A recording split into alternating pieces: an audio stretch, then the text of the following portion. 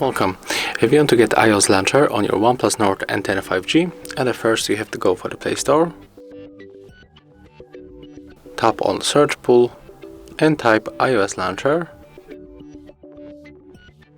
Right now let's get this application from Routine Developer and let's get it, just install.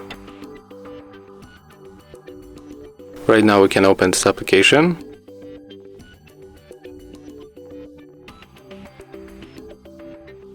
Then we have to accept all the permissions, and as you can see here we can customize a lot of things in this application. So when we set up this launcher, we can go back and change a lot of things here, but right now just click on the home button, select the different application, scroll, go for the iOS launcher and click as always, then tap on this notifications, and as you can see here we are with this launcher on our OnePlus Nord N10.